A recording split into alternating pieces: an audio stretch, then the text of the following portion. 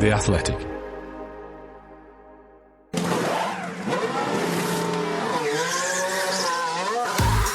Coming up, we talk Mercedes tyre troubles and explain why cooling is at the heart of Red Bull's latest upgrades, as well as hearing from Williams team boss James Vowles on its mounting crash setbacks.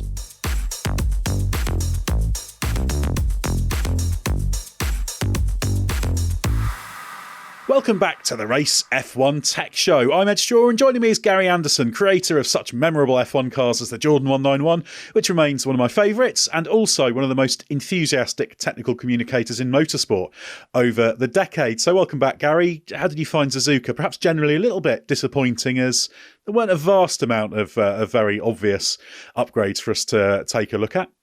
No, not really, Ed. I suppose it's a long way away, so you don't want to take too many risks on the way there. I was quite surprised actually that Aston came up with their package, I suppose, but it was a bit of one of those sort of step backwards packages. They had that type of system in the side pod before, went away from it, now they've come back to it, so didn't expect to see any massive improvements, I suppose you might call it. But yeah, it's a long way away to take a lot of things new to the car, because these cars it's about understanding them and basically getting the best out of what you got. And every time you change the car, it takes a little bit of time to find out about its new characteristics. So, if you've got a reasonable package, or even if you've got a bad package, sometimes it's better to bite the bullet and just go with what you got and keep your head down and just try to get the best out of it possible. And I suppose that's really the thing that I see from Red Bull, how impressive they were with their modifications. I mean, they were fairly big modifications, fairly controlled. They're not modifications that were sort of relative to the ground effect so much. They were just exploiting what they had a little bit further. But still, taking that gamble and getting them on the car for Suzuka was a major sort of commitment, a major step. And also, as we saw, they lost a session with damp conditions, so limited amount of running to get the best out of it. But as I say, because it was just a sort of a step in cooling, how you go about the cooling, it wasn't so dramatic to the actual transient condition of the car on the circuit. Yeah, and we've got a couple of sprint races coming up next, China and Miami, so that will probably restrict the amount of updates we see, because obviously you've only got one practice session. You've got to pretty much do all your work then you're straight into the serious business. We'll probably get back onto the Red Bull upgrade in a moment, but before we get into that, any topics catching your eye over the Suzuka weekend? Well, again, as it does relate to Red Bull a little bit, but it's the comparison to Mercedes, I suppose you might call it. Mercedes still have that struggle. They still show fairly well in some of the sessions and fall apart when it really matters, or fall down when it really matters. And the biggest thing, like after the race, Toto Wolff saying that he thought they could be on the podium if... if's a big word, There's a whole lot of people who think they could have been in the podium if. And the if is really, I need a faster car to do that. And a car that's better on the tyres. And what we are seeing is that the cars that are fast score good points as well. There was a time, not many years ago, where the cars that were fast would normally be in contention for good points, but cars that weren't quite so fast could actually look after the tyres a bit better and get to the end of the race and score better points than what their qualifying or their fastest lap time sort of suggested they might do. So I think the comparison between Mercedes and Red Bull is quite good. Red Bull have confidence in how they come to the circuit with their simulation and what the steps that they take, that how they can use them and optimize it. Whereas I think Mercedes are still sticking their finger in the air to see which way the wind blows as far as the setup's concerned. And 1 week it's one thing and 1 week it's another. It's never really consistent. So yeah, I think Mercedes' struggles are the one thing that sort of points to me as being something that they don't understand any more than we do. We can talk about it. They're the ones that have to go and fix it. Well, what was interesting is they were focused at Suzuka on the tyre preparation, the way they were using the tyres, trying to make sure the load on the front and rear axle is where it should be. And James Allison had mentioned before the weekend that they were seeing a bit of a correlation between rising temperatures and struggles and the impact that has on the tyres and that kind of thing. And that's a huge area. That there's a massive amount in the tyres. That's not a great revelation. And they did seem to make some progress with that. However, the interesting thing is that seems to have taken over.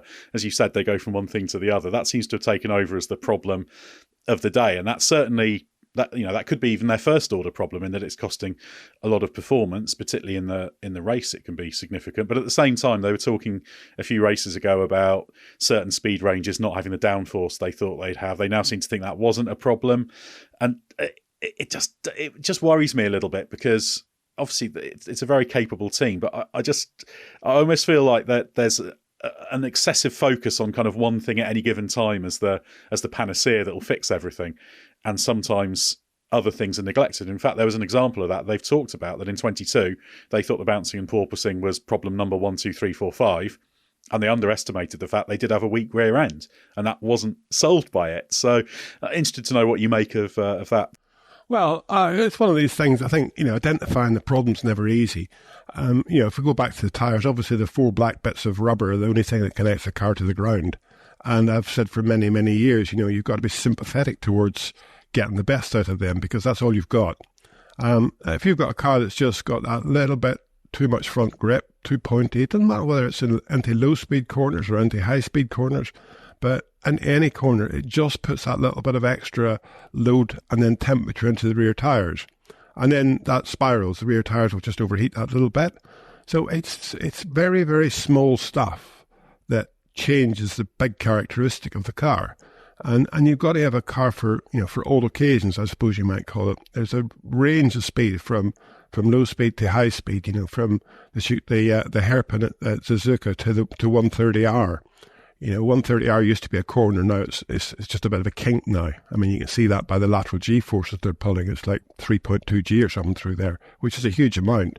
But these cars are capable of 4.5 G. So you could make that corner a lot tighter and it would still be flat out. But still, through the middle of that corner, you will look at the car as to what the tendencies of the car is. Has it got a fraction of understeer? Has it got a fraction of oversteer? And either way, you want to fix that, because either way it is overheating that axle a little bit more than the other axle. And that's what spirals and gets away from you. So you need to look at that in every corner. So I don't disagree with them saying it's about getting the best out of the tyres, but that's part of the job of Formula One.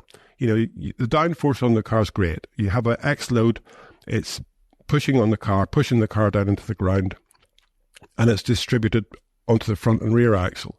And the most important thing is having that downforce consistent from low speed to high speed. And I keep saying about having more front grip in the low speed and more rear grip at high speed. That is the best way for the driver comfort, because he wants the car to turn into the low speed corners, and he wants the comfort of knowing the rear end stable in the high speed corners. And that reduces the temperature in the rear tyres, because the high-speed corners is where you put the real excessive load into the rear tyres. Low-speed corners, you just got to be careful with the throttle, because you just don't want to have that amount of tyre slip on acceleration. So, it's every corner and every way you need to get a balance. And the only way you can do that is through the transient effect of aerodynamics. The car will always move. It changes its ride height. It will always move, so the ride height will be different for every corner around that track. So all you can do is have as benign an aero map as possible, I believe, for the car, from high ride height, from having the centre pressure at 40-something percent, 44% front, to low ride height, which is high speed, having the centre pressure at 42%. Move it rearwards slightly, but move it consistently rearwards as the ride height changes. Now, one of Mercedes' thing early on was to run the ride height as low as possible, get maximum downforce out of it. Obviously, that's true. You get more downforce out of a ground effect car the closer you get to the ground. But there is a limit. And, we've seen now that the porpoising or whatever that Mercedes had, it's really sort of gone away. And that's probably because they're running the rear of the car, or they're running the car a little bit higher. You're only talking millimetres here. 5 millimetres, let's say, on the rear ride height is like a mountain, as far as aerodynamics are concerned. And the big thing with aerodynamic airflow separation is it's not necessarily that it separates. That's all good stuff. That all happens, and it's a drag reduction, and, you go faster in the straight if you get it separated at the right time. But it's the hysteresis of that separation. It's how the car reacts when you touch the brake pedal and the rear rises up again. Is that reattaching immediately, or is it taking a while to reattach? Because if it takes a while to reattach, you've done all the damage to the rear tyre and corner entry. You brake with these cars from 300 odd kilometres down to 100 kilometres in a second, in 100 metres. So there's not much time for everything to react and reattach that airflow and get the downforce back and the load back into the tyres. And that's the sort of area I'd be looking at with them.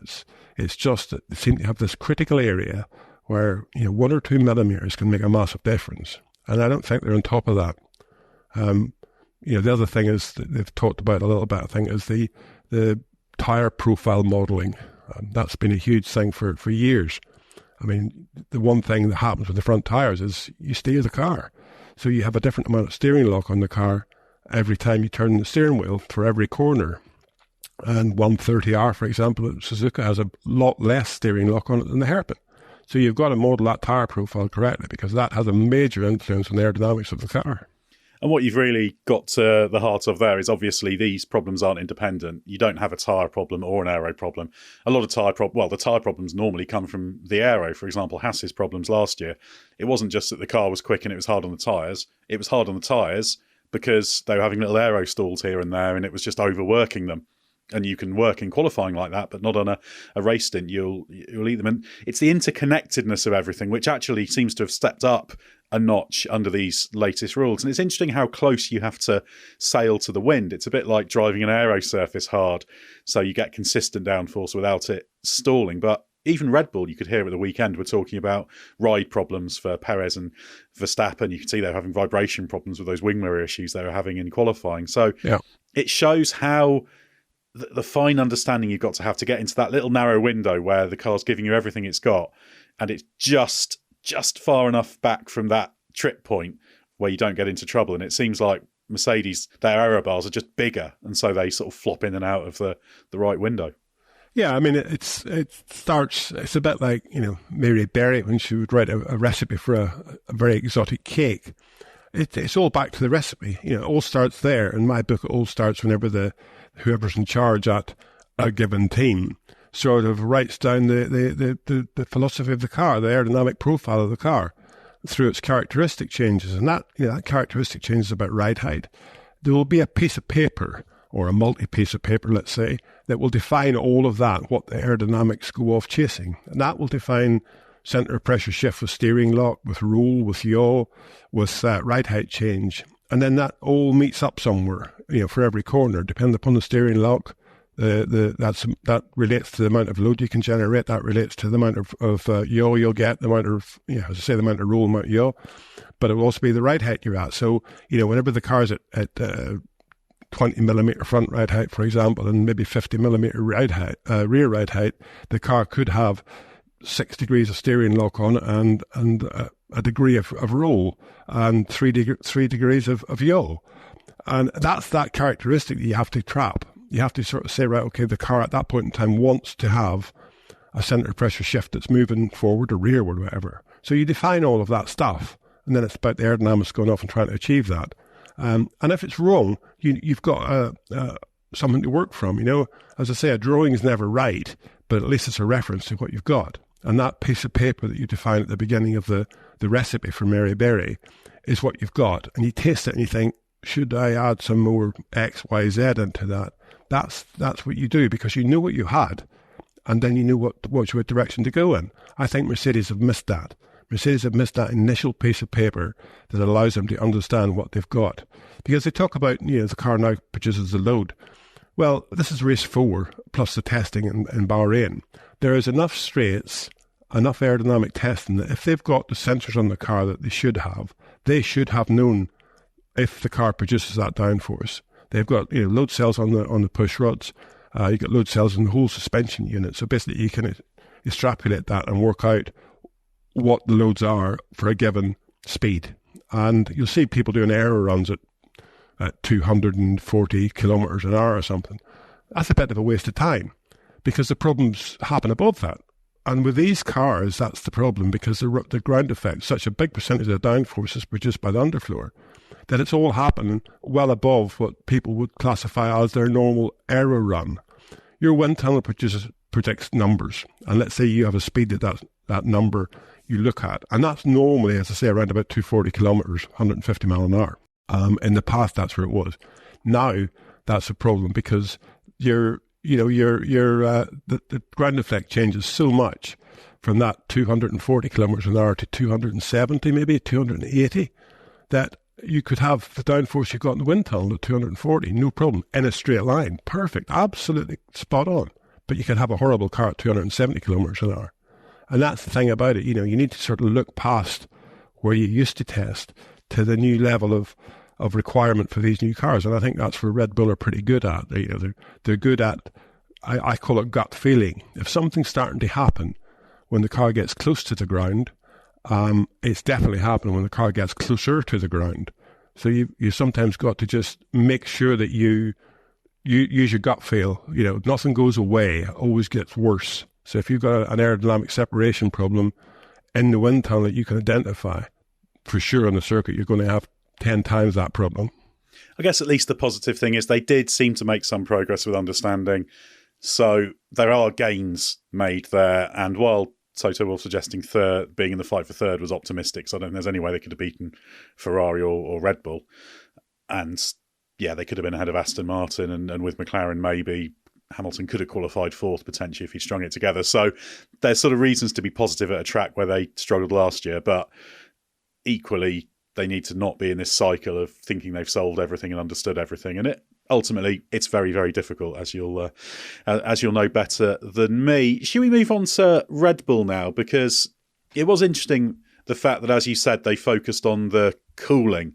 You've done a piece that the time recording hasn't run, but hopefully will be there once this is released, that looks into that and starts off saying, well, actually, even though the car's very visually different, the development areas are very, very similar to last year. And obviously cooling is a really interesting art because it's very, very hard to see and conceptualize, because it's all obviously based on fundamentally maximizing the airflow you're using for downforce and minimizing the airflow you're using for cooling without cooking the car. Yeah, it is. And these cars, these engine packages, the running temperature of them has got higher and higher and higher as the years go past. I go back to the days whenever we were running the normal sort of temperatures that you would have on a car, 90 degrees, water, and 80 degrees oil temperature or whatever.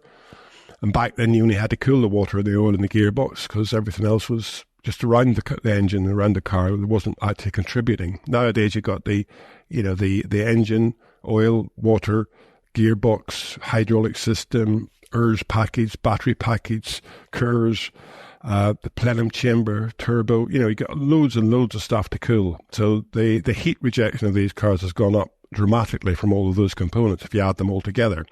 But also the level of temperature that the engine can run at now, the water temperature and the oil temperature, has been increased over the years. Now, it got increased to a stupid temperature whenever Williams was the first, I think, to start doing it. Basically, it was at the point where, if you had an accident or something and a radiator got ripped off the car, you would get scalded with the water coming out because they were running at like 150 degrees. And that all meant that they needed to build the engine in to run at that temperatures. So the tolerances on the engine became a lot more critical. But the FIA stepped in and they put a pressure relief valve on the water system. I think it's at 3.5 bar. So you can basically run the car to whatever temperature you want to, because that valve will blow off if it gets above 3.5. So I think that ends up about 120 degrees centigrade you can run the water temperature to. So you end up with that situation, but that means it's a bit more critical. It's one of the reasons why you see in the garages all the engines get the engines warmed up through an auxiliary heating system before they can start them up, because the tolerances of the engine are built so that basically it's running at, let's say, on average 120 degrees. So it's more critical to the temperature, and temperature window that you can run on the circuit gets a little bit more critical. It gets smaller. So that's why you'll see sometimes, in traffic, people being asked to slow down because the temperature's getting too high. It'd be very easy to have a mechanical problem, if you go above 130 or something. So you've only got maybe a 10-degree window on the circuit to run, whereas in the past, you could probably have a 20-degree window. So again, going back to that, your cooling is really critical. And as you said, the amount of airflow you use for cooling is wasted as far as producing downforce is concerned. You have to take an inlet duct at the front of the car, through a radiator core of some size, some shape, some place on the car, and then out a low pressure exit at the rear of the car. So it gets sucked through from the back of the car to the front of the car. You can't push more air in the front because the blockage of the radiator would just mean it doesn't want to go in there. It just stops and it'll go somewhere else. And what you want to do is make sure you're pulling the air through the car the majority of the time so that you get consistency. And stop that air at the inlet being pushed somewhere else, because that somewhere else is a problem for the rest of the car. So you want to minimize the inlet as best you can, and you want to use the exit, maximize the exit positioning as best you can to cause you least downforce loss. Now, most cars have, the majority of their exit is high up, sort of inside the rear tyres at the back of the engine cover, two sort of cannon sort of approaches. So there's not that much difference there. There will be a few differences further down that we don't see that well, how they exit into the diffuser area at the back and the sides of the diffuser around the gearbox area.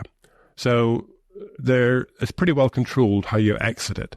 But as I say, you can't push air through the radiator. You have to pull it through the radiator, but you have to give it a reasonable pressure intake, so that basically you get a high pressure on the intake, a low pressure at the back, and a radiator core in the middle of it. And you've got to maximise that radiator core area for the heat rejection of the car. So what you have to do is make sure that radiator core is seeing good flow across its full area rather than just 3/4 of it, because you're throwing something away all the time. And that's what Red Bull have really concentrated on for the last 2 years.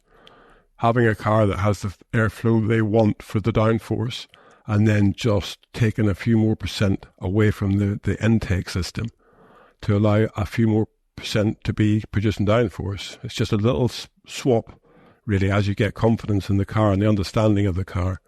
You just swap that little bit. And I think that's one of the areas, we did an article a few weeks ago on CFD simulation.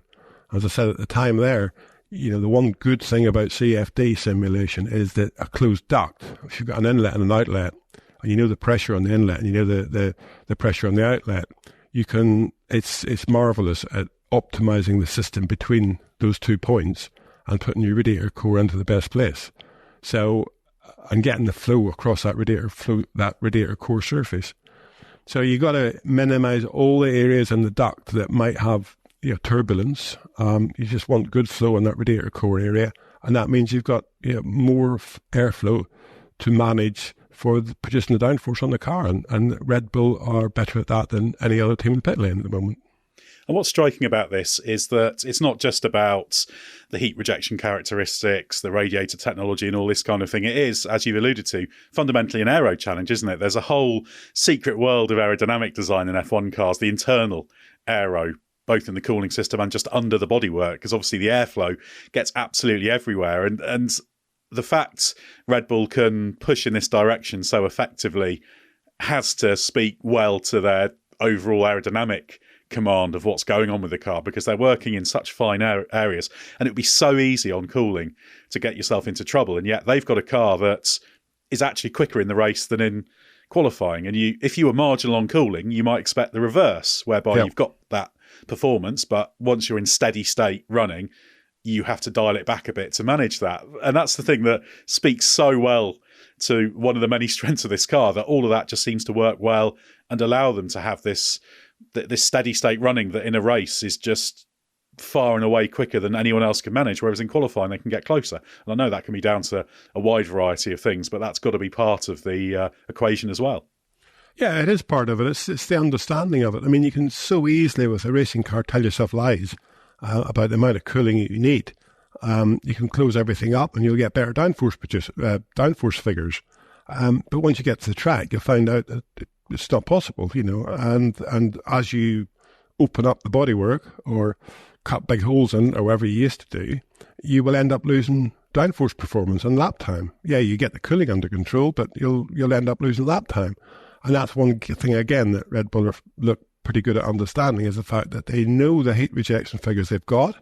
they know what they need to manage, and they can make steps in that direction. And as I say, they've done it last year with 3 stages on the radiator intake area, and then this year now with another stage on that, all in the same direction, all about not less flow necessarily to the cooling, but different flow to the cooling. And allowing that different flow to the cooling means that they've produced more flow for that producing downforce. And it's just so fundamental on a racing car.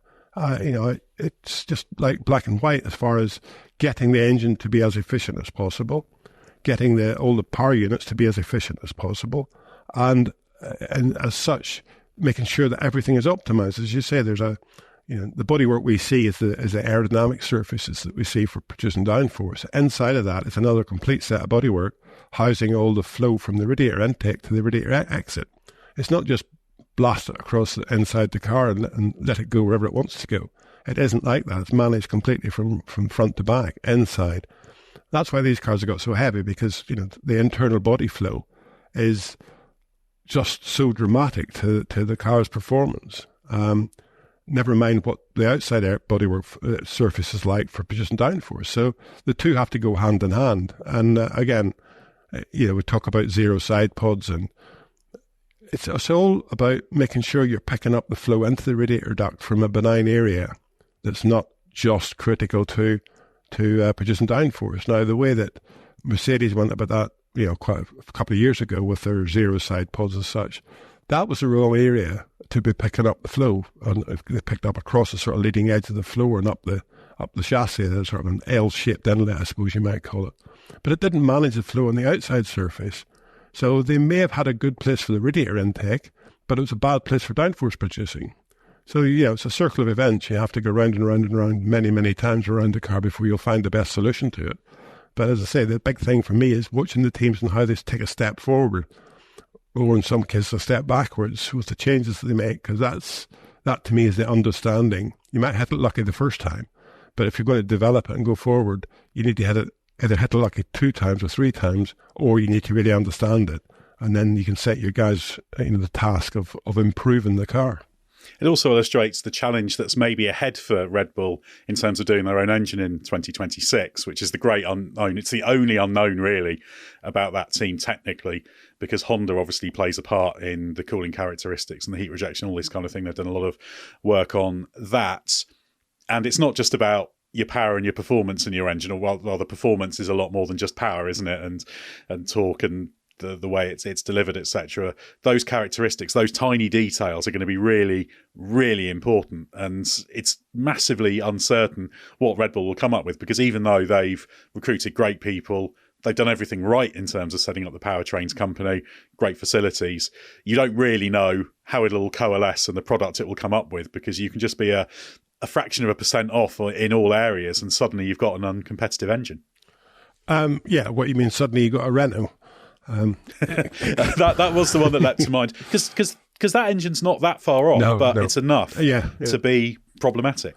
Yeah, it's enough to be problematic. Yeah, I think what you got to do is just sort of understand your losses, your negatives. I wouldn't underestimate Red Bull Technologies coming up with a good package for 2026, because they've pushed the Honda package to be an excellent package.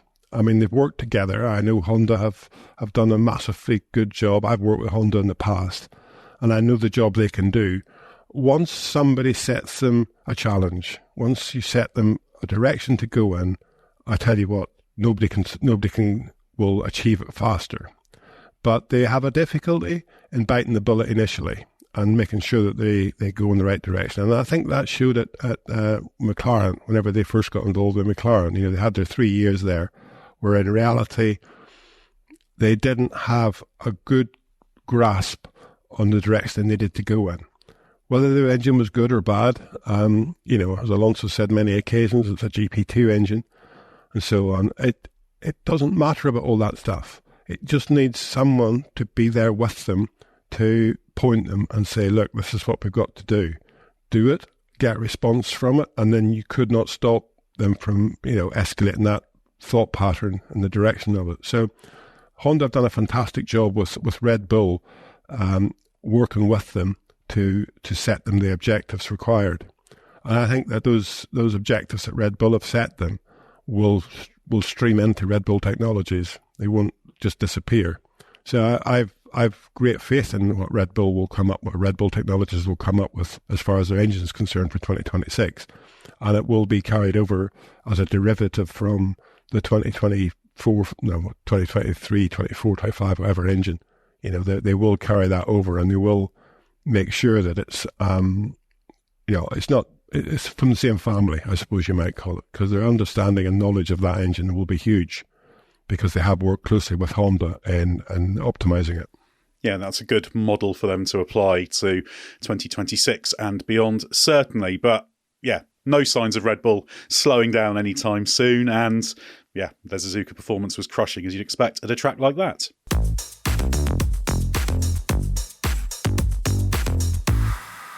Right, well, it's worth us following up on the topic from our last episode with the car problems Williams has, Gary. In a moment, we've got an interview our colleague at the race, Scott Mitchell-Malm, recorded with Williams team principal James Vowles, which was done even before Alex Albon crashed again in the Japanese Grand Prix. Obviously, they had a really tough weekend at Suzuka. Logan Sargent crashed on Friday, didn't damage the repaired chassis, but did cost them plenty of parts. Then Albon had that shunt after the collision with Ricciardo. That chassis is going back to Grove for repair. Again, it's the front right corner. Then it'll go back to China. And what's more, that third chassis timeline has slipped back even further. It was going to be China, they estimated, in Australia, and now it's slipped back to the sixth race in Miami at least. So how much sympathy have you got for Williams here, given just these mounting problems? Well, I have a lot of sympathy for them, because obviously we want to see them do well. They carry a name from the past that everybody, I think, that knows about Formula One would love to see back in competition again. And I thought last year we were seeing that sort of turn. I thought they were sort of heading in the right direction. What I don't quite have sympathy for is the fact that, the during the winter, the cars being late and the fact they've only got two chassis was blamed on the systems they've got. Now, it doesn't matter what system you've got in my book, you've still got to have the manpower to turn out the parts required to achieve the goal. A system might tell you're going to be late with the chassis, but if you don't have the spare chassis, but if you don't have the manpower to make it, then what good's the system? Obviously, they've used a lot of parts, and for any team that's difficult, because you're compromising your development componentry while you're sort of struggling to make enough bits just to get the car on the track. But that's one of the reasons why the sort of cost cap was put into position. It stopped the big teams just spending endless money having lots and lots of bits lying around them. It means you've got to react to the situation you've got at a given point in time. And obviously Williams have had it rougher this year than any other team and than they had last year. But I think it's still down to, I think the fact that they've still not got the third chassis, or they've still not got enough parts, or they just don't have the manpower to produce these bits and turn them out quickly.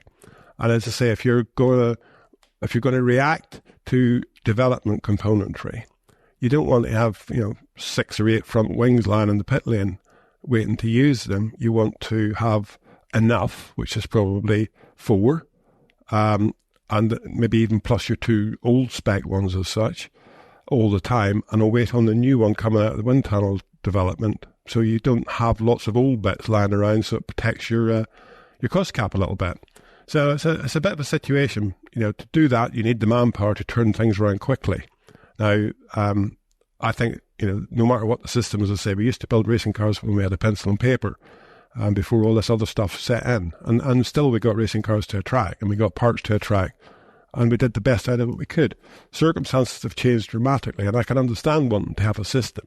But as I say, the manpower, the input to that system, and the manpower to respond to that system is still the limiting factor in my book. And so I think for Williams, they've got to be careful that they're blaming or looking in the right direction, because any system you put in will not magically make bits. It'll tell you you're going to be late with bits, or it'll tell you need these bits, but it won't magically make them. And for that, you just need out-and-out manpower.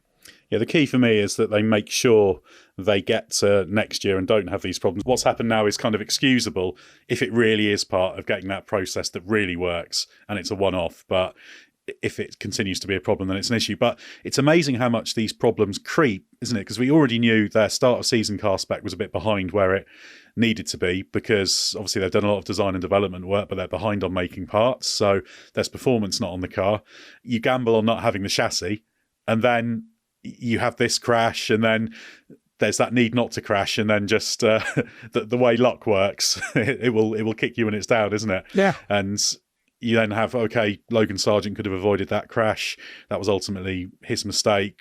I don't think Alex Albon could have done a great deal about it. There's always a little bit of risk in car positioning, but you can't legislate for a driver not really noticing. It's just a bit careless from Ricciardo. I don't think he should have been penalised, but it was Ricciardo's fault fundamentally. Yeah. But then you see other teams that have problems, like Alpine haven't got a spare chassis. That's for slightly different reasons, because obviously they had problems with the chassis crash test, so they've got a couple of patched up chassis, so to speak, that have got the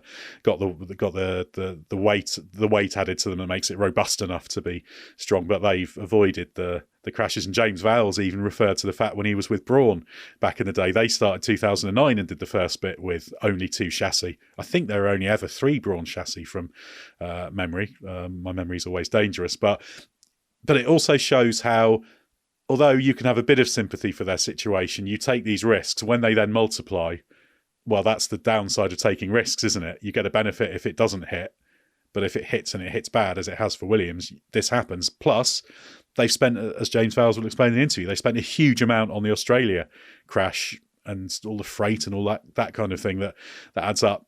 Their damage contingency planning for the year will have been influenced. That'll hit development downstream as well.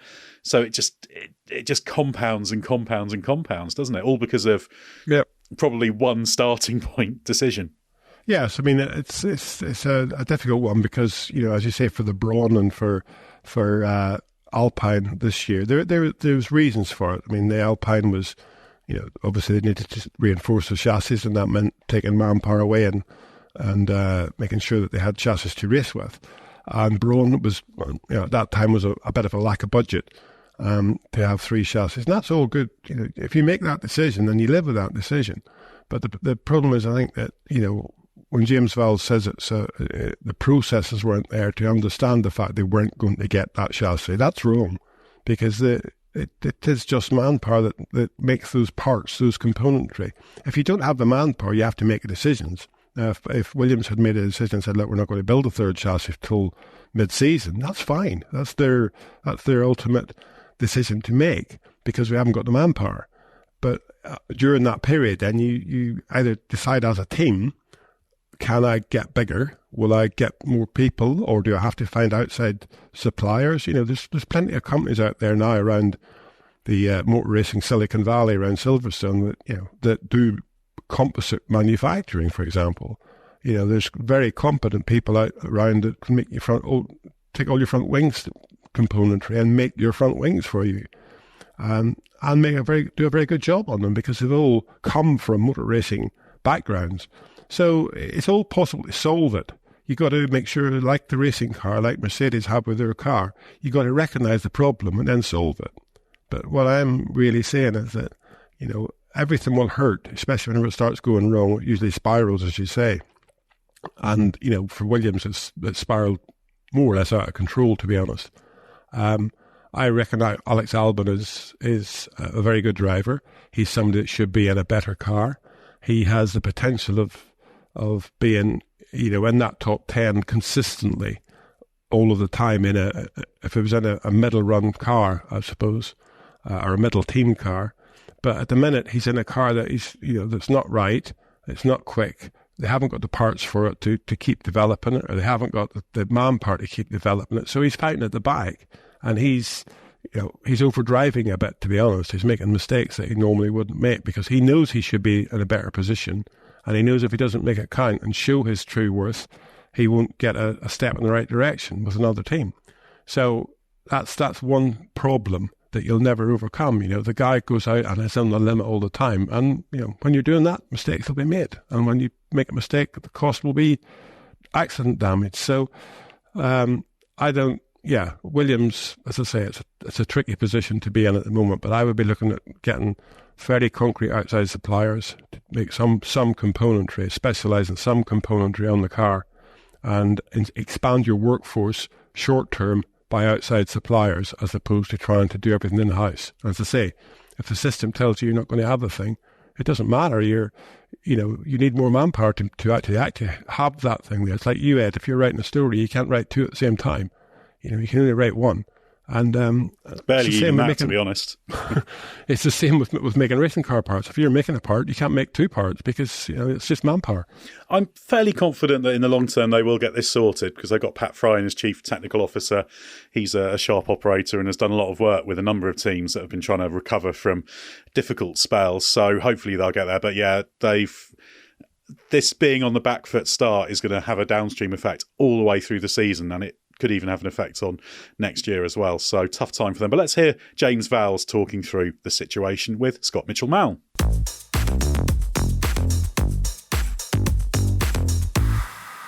I should say, with everything that is going on, thank you for finding the time, because I can imagine it has been quite hectic. I wanted to focus on the journey that the team had gone on from that Friday in Melbourne to get to here, because I don't think it's well understood, even perhaps within the paddock, let alone out of it, just how tricky that is. And if we can zoom out a little bit, that process from when that car is back with you on the Friday and you can start to assess the damage to getting the chassis repaired and here, how arduous is that process? It's challenged everyone to the limit, because it's not what you hope to be doing in that period of time, and across a bank holiday weekend as well, which is a blessing and a curse, as you would imagine, in many regards. So let's go through it.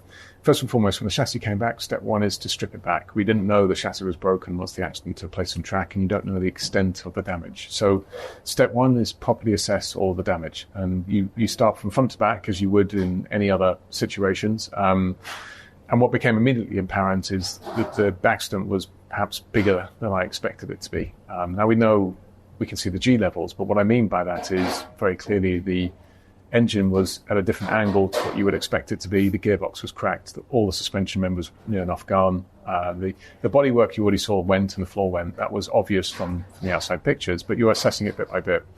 Some of the ways you assess it is physical inspection. Some of the ways you assess it is from the data from the car. Much of which came to us live, but you actually put a download cable in to get the rest off.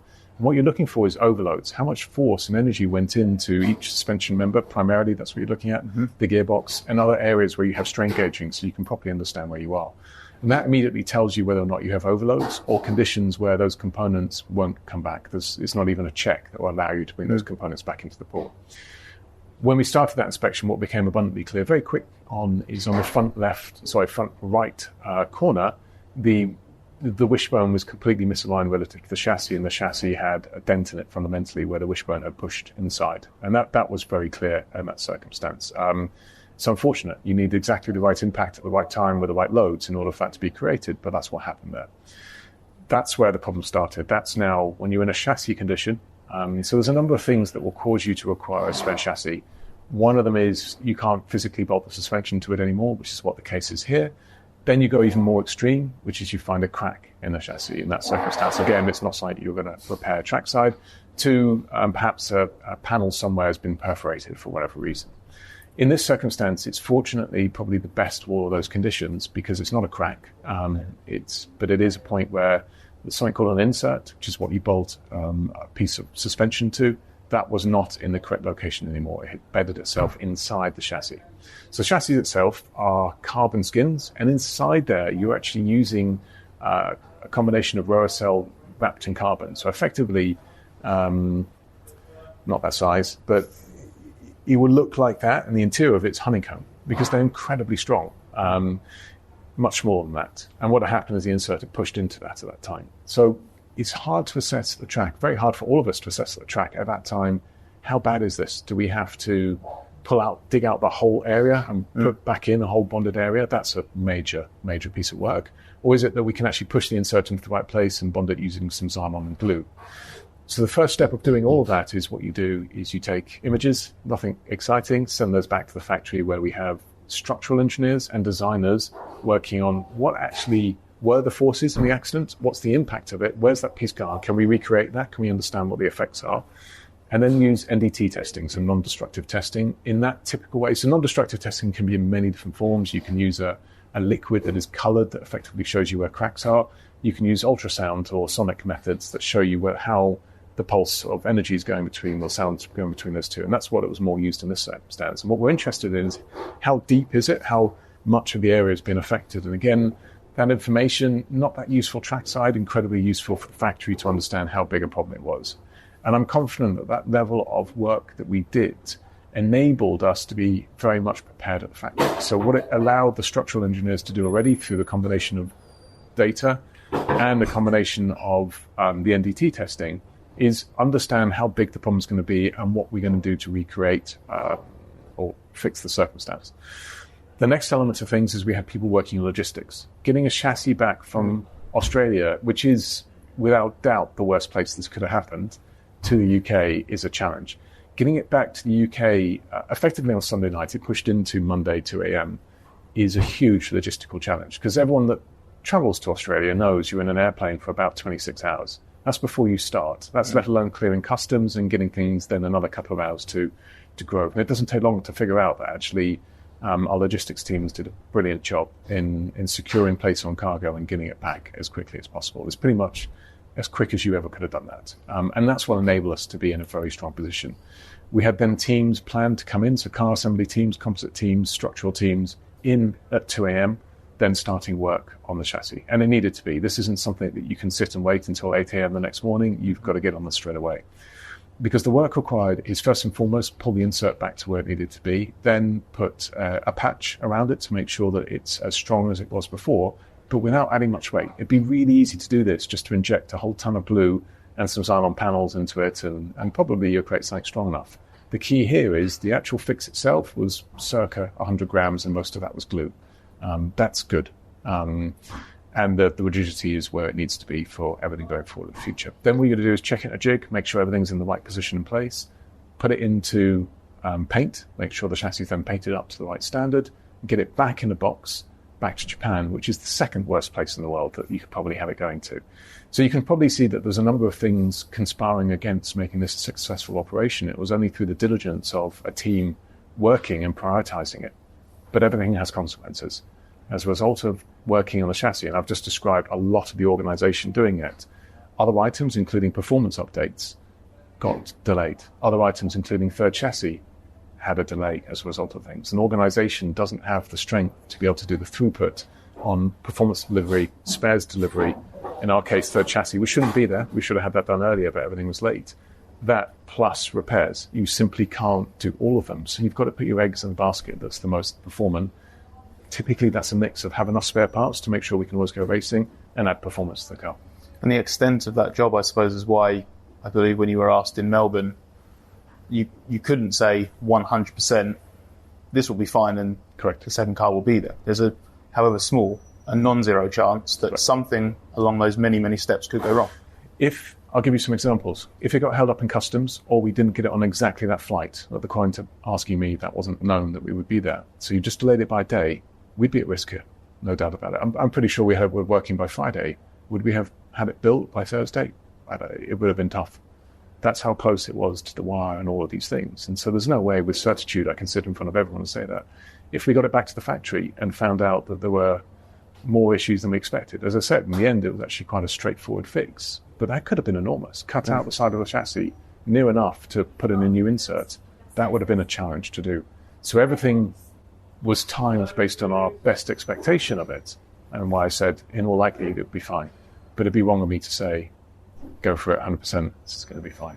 And forgive the ignorance of the question, but what would have been the process for what was the original logistical plan? Were there no damaged chassis, no need to send one back to Grove to be repaired? Were they going from Australia to here? Right. So all of a sudden, that plan's, well, one chassis follows that plan, I suppose. Exactly that. And if you think about it, we're all on a cost cap. So sending a chassis back. So let's just deal with the cost cap elements things for a second. By the way, I very much embrace the cost cap. It's the right thing to do. It's not a complaint. It's just demonstrating where we are.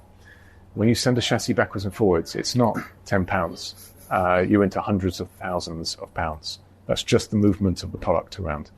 That was an unplanned expense. Further to that, we now have, across these 2 weekends, 2 floors, 2 rear wings, 2 gearboxes. You can add it all up yourself, pretty much all the suspension on both cars. All of those are not free. We have to produce them as a result of that, and that has a cost cap implication. So the initial number I gave was circa 500 million. That's expensive. Wow. Definitely wasn't there, 500,000. Actually, I think we're going to be, I haven't added it up, but we're probably more towards the 2 million stage now across these 2 weekends. It's big. It adds up. In 145, that's taking a lot of it out of that.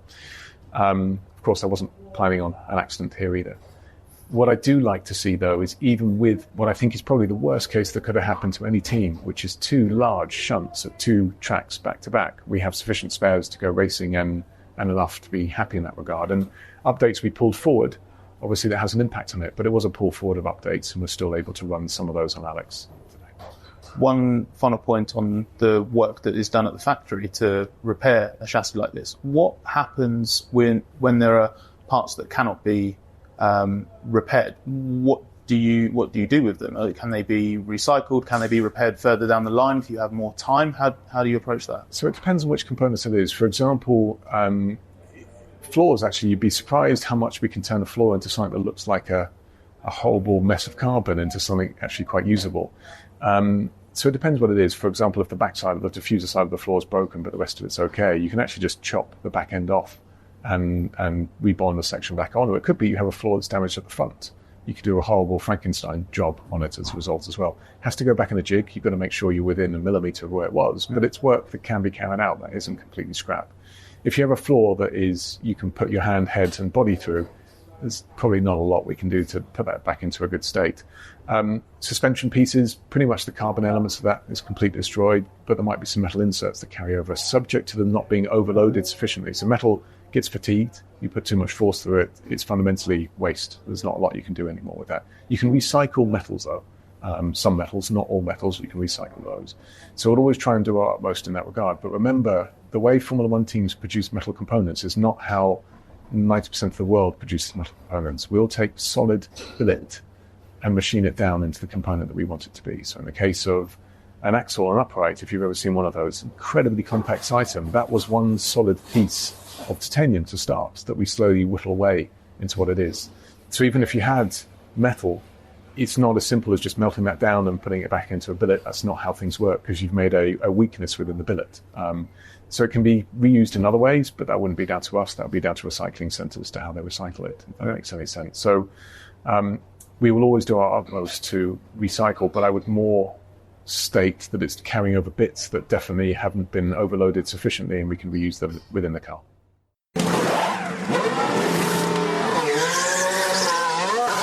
Well, it's that time again to take on some listener questions. Thanks to everyone who has contributed. If you'd like to get Gary to explain something, be it ancient or modern, or offer his opinion on something, or even challenge the opinions he's expressed, please send a question to podcasts@therace.com. You can either send an email form or as a voice note recorded on your phone. And if you do that, remember to mention who you are in the recording. So podcasts@therace.com, and it's the-race.com in that email address. We've got 3 questions today, and the first up is Mathis, who says, is there an advantage to an asymmetrical suspension setup in F1? As circuits are mostly basically circles, it should on average put more load on one side of the car. For that reason, wouldn't it make sense to set up both sides of the car differently? I guess not, as the teams don't do it, but could there be an advantage to use different tyre pressures on each side of the car for circuits that wear one side more than the other, for example? I seem to remember that it's something they do in IndyCar, but that might be because of the ovals. Well, you're very well qualified to answer this, Gary, as you've obviously got IndyCar experience as well as vast F1 experience. Well, I'll start at the IndyCar part. Yes, they do have different suspension setups for ovals in IndyCars. I mean, they used to have really different suspension setups, including in the length of the wishbones, etc., etc. But in general, it's just the corner weights, the cross weight, the tracking of the car, etc. That's different, but it is mainly for ovals. But because the IndyCars benefit so much from it on ovals, it does tend to slide across a little bit to some road circuits as far as IndyCars are concerned. But an ideal setup on an IndyCar is that you're actually holding the car on a straight, and you just release the steering as such for the corner, and the car steers itself because of that asymmetric setup. So the big problem is when you come to a road circuit or circuits like Formula One race on, or even road circuits in IndyCar, is that you brake. You have to slow down. And so you don't want a vastly different setup from the left and right of the car because of that braking. It's massive braking in Formula One, not so massive in IndyCars. Even going back in time to whenever Jacques Villeneuve drove for Williams, for example, in Portugal at Estoril, they had a long, fast right-hander onto the pit straight, and he would push the team to do an asymmetric setup for that corner because it was quite an important corner to get onto the main straight. So the tendency came from American drivers to why don't you use some sort of different setup? But as I say, the big problem now is the fact that braking is so powerful that if you have a different setup left to right, you end up very easily locking one front wheel. And traction is difficult. As you say, okay, the tracks all go around in a circle, but they do have lefts and rights as such. So, you need to cater for all the corners. It's not just all right-handers because the tracks go around the circle, or all left-handers because the tracks go around the circle. They do have left and right on a given lap. So, I think you're better to not confuse yourself too much with the suspension setup. There might be certain tracks, that you might say, okay, a little bit extra corner weight on the left front I'd rather have a plus on the left front than a minus on the left front, for example, when you're doing the corner weights. But you're talking about 1 or 2 kilograms, nothing dramatic. As far as tyre pressures are concerned, the tyre pressures will be slightly different in the garage on the left to right hand side of the car, necessarily. But it will be whenever the driver comes in after a quick lap, or even through their telemetry on the car, they will be more or less equalising the tyre pressure to mean that you're not overpressurising or overheating a certain tyre on the lap. So you'll be getting your average tyre temperature mid-corner, and then relative to that, your average tyre pressure mid-corner, and trying to equalise it. So when you're sitting in the garage and the tyres are all at the same temperature or are all cold, for example, there might be a slight discrepancy in the tyre pressures, but that will be because you want to optimise it for on the lap. And it's one of the reasons why I sort of say that I wish we'd get a sort of race weekend without data, without the telemetry, and that the engineers would have to work blind, because it makes such a difference just to work blind as far as the tyres are concerned. We hear a lot of complaints about tyres, but the complaints have been there for donkey's years, ever since I was involved in Formula One. But there was a time whenever we had to work with it and you take that engineering experience and apply it to the setup of the car, tyre pressures, cambers, toes, whatever, all to suit what the driver's reporting back to you. Now it's going, spend an hour trilling through the data to see if we can see a reason for X, Y, Z. And I'd love to see the engineers have to think on their feet a little bit. But that's not going to happen soon, I don't think. The next question comes from Brent McLeod, who says, Gary has said he would love to see them run a race where the DRS is available to you until you get within 1 second of the car in front of you. As stated, that doesn't seem like it should work. Given that cars with DRS often cannot pass the lead car of a DRS train, which has no DRS, what's the theory that would make this setup lead to better racing? Additionally, if the car in front has no one in front of them, they will have DRS while the car behind doesn't, giving the lead car the ability to build a gap until they hit traffic. Yes, well, based on the fact that the lead car would be the lead car, let's say, with nothing in front of them, but they're leading the race as such, then my thing about the DRS would mean that you would have a pack, as you say yourself, a DRS train behind that car. But once you get within that 1 second, it puts you in a position to have to overtake. Because if you don't overtake, somebody else is going to. We'll remember back at races gone past where the chicane, for example, in Suzuka, it used to be a point of excitement. That was the place where you got through 130R. Following a car through there in the past was not easy because of the aerodynamic losses. And then you get to 130R and, do or die to overtake. And that's racing. We saw it. I think we saw one manoeuvre between Piastri and Russell this weekend where they collided with each other in that chicane. That used to be a happening. It happened every lap really in the past. So what I'm trying to propose with this is the fact that we don't let somebody get away. In other words, they don't just open up a 1 second gap and leave it there. Alonso again, you could see that in the race. He was clever enough to just keep Piastri within that 1 second when he needed to at the chicane. So he would just make sure at the detection point he wasn't that fast, and Piastri would close within that 1 second. So Piastri then had the DRS to Alonso, but he wasn't enough to actually attack Alonso, and it meant that Russell would only have the same DRS as Piastri. So Alonso was driving sensibly without DRS, I suppose you might call it. But, the reality of it is he had probably a car that he could have pulled away immediately with, left Piastri vulnerable to Russell a bit earlier, and he knew that Russell maybe had a quicker car at that point in time because of the tyre situation. So, it meant a driver was using his head.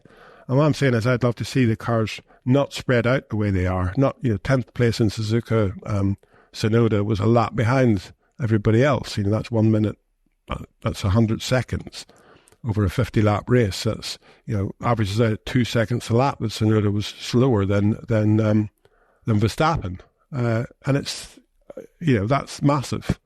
So I don't like to see that. I think that I'd rather see them a lot closer, with then giving the driver an opportunity to say, right, I'm within the distance of that guy. It's down to me now to do that job. Because I think, in the past, as I say, racing drivers had to plan overtakes. And that's what I would like to see back again, as opposed to, well, I'll wait till we get out of the chicane here. I'll get close enough. I'll wait to get out of the chicane, and I'll just stream past down the pit straight into turn one. It's to me, it's a different way of looking at it. And yes, you will get a DRS train probably, but as I say, the leader, the guy leading the race, wouldn't. So hopefully you'd see a pack behind him, and that would change the whole dynamic of the race, because Max Verstappen wouldn't be able to go round for a 53-lap race that started off at Suzuka, but a 50-lap real race that we had. He wouldn't be able to go around and just drive sort of probably 2 or 3 tenths off the pace that he could have driven. He would have to keep on with it because he would be vulnerable from behind, and that's where you don't want to get to. So I think it would change the dynamic of racing quite a bit. I think whatever happens with the use of something like DRS, there's always going to be positives and negatives of any setup. There's no perfect solution, and as you referenced there, what I particularly dislike is when it's an active disincentive to what you might call a proper overtake, because you are dissuaded from attacking at the chicane because of the positioning of the detection and that kind of thing. So it's you don't want people to rely, because it is logical. You will rely on DRS to overtake because it's the cleanest and safest, lowest risk means of going past somebody. That's just good racecraft to use it that way. So it's so difficult because DRS achieves its objective if you set its objective as making overtaking possible and increasing overtaking. But you increase overtaking by making overtaking easy, at which point the overtaking loses value. So it's all about there's positives and negatives of any DRS regime ultimately, which is why your idea, I think, is interesting. Yeah, I mean, there always will be positive and negative if you've got an artificial solution to a problem. And then you've got to identify what is the problem. Why is there a problem? Because, obviously the aerodynamic characteristics of the cars mean that it's difficult to overtake, the size of the cars, the weight of the cars. The regulations now have become so strict that if you have a racing incident, somebody's going to get done for it. Many, many things have meant that drivers now just use the DRS as the overtaking manoeuvre. I was really impressed that Sergio Perez passed both cars, on the inside around 130R. Now, going back a few years, when Alonso did that to somebody, I forget who it was, Michael Schumacher, was it? Or I forget. That was when that corner was a challenge. Now that corner is not a challenge. So for Sergio, it was a walk in the park to do that in reality. You just had to make sure he was on the right bit of road, and he was, and did the job. But back whenever Alonso did in 2005, then it was a challenge. You really had to make sure you were committed to it and did a good job at it. But again, as far as the drivers now having that challenge of overtaking, DRS, I think, makes it not that it's a great part of driving anymore. Whenever we get 2 DRSs, one after each other at a hairpin, and the drivers toy with each other as to who's going to get the DRS for the next straight, I mean, it just makes a mockery of it, doesn't it? So that's the sort of areas I think that has to be gone at. I don't criticise DRS in Suzuka because it's on one straight, so it's okay. It's out of a slow corner, so it's okay. You can get close to somebody at chicane and you can pass them down the pit straight. And if you're stuck behind somebody who's not as quick as you, then fine, that's a good solution. But when you have it 3 times a lap, to me it gets a bit monotonous. I think you could have a slow corner onto a straight where the DRS is used, one detection point close to that slow corner. So if you can fight your battle, get up close to somebody, then you use the DRS to pass them on the next straight because you are faster than them, then that's okay. You can live with that. But 3 times a lap is just ridiculous. And our third and final question is from Mike Listmeyer, inspired by the Mercedes troubles. In recent race review podcasts, discussions surrounding Mercedes' disappointing results appear to stem from differences between what simulation is telling them and on-track performances. That got me thinking about life cycles on the technology top teams use and how frequently they need to upgrade their facilities and systems to remain relevant and up-to-date in the technology they employ. Just how long do teams use simulation tools before upgrading them becomes a priority? Well, I suppose you could really classify it a bit like an iPhone. In reality, iPhone will come out with many, many different solutions as time steps by. And, by the way, other mobile phones are available. But iPhone will come out with lots of different solutions, I think we're up to iPhone 15 at the moment or something. But you have to evaluate those changes and say, is it better for me? Is it something that I need? So I think that with simulation tools, it's very similar. As you go through life with it, you always have a list of pros and cons for the tool you've got. What does my tool not do that I would like it to do? What should it do?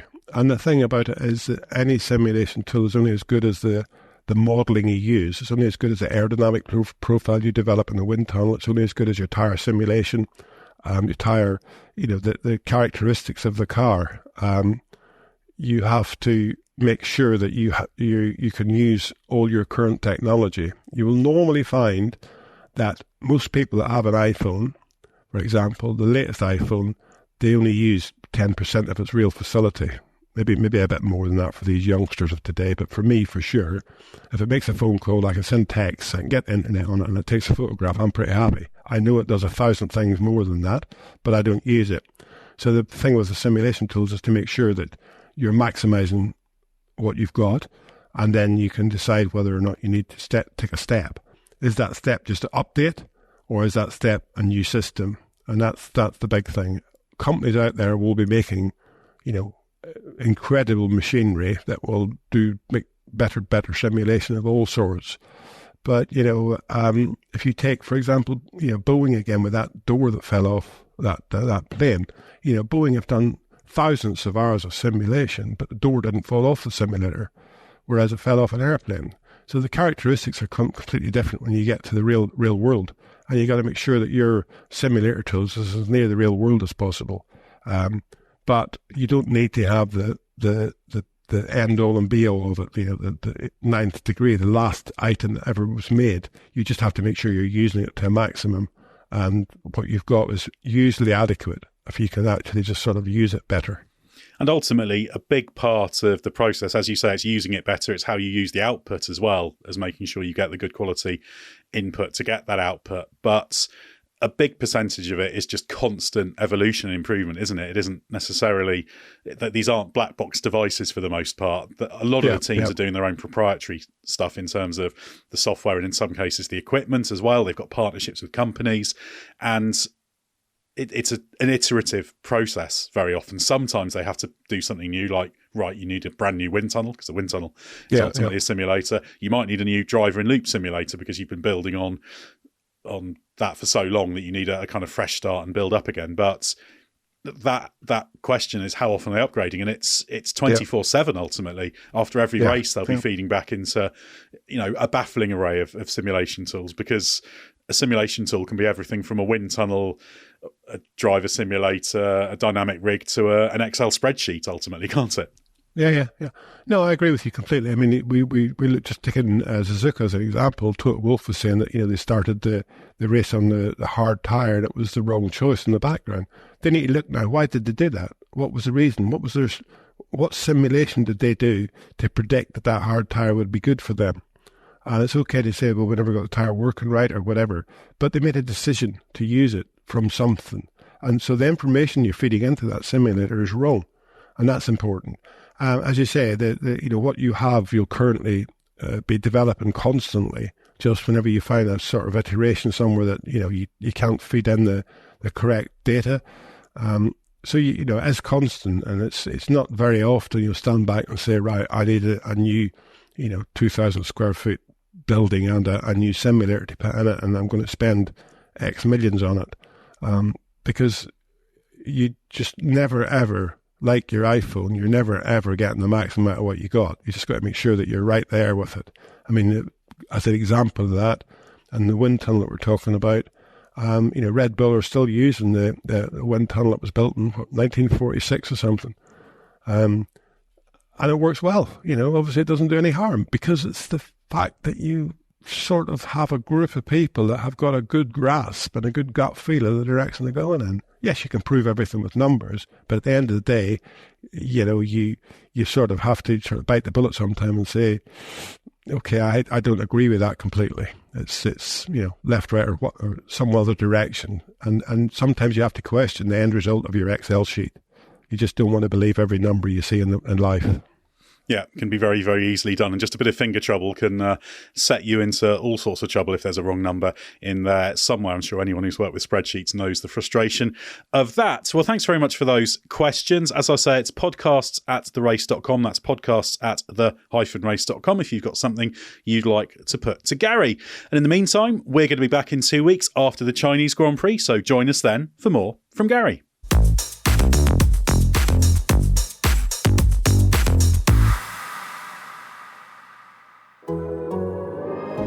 The Athletic.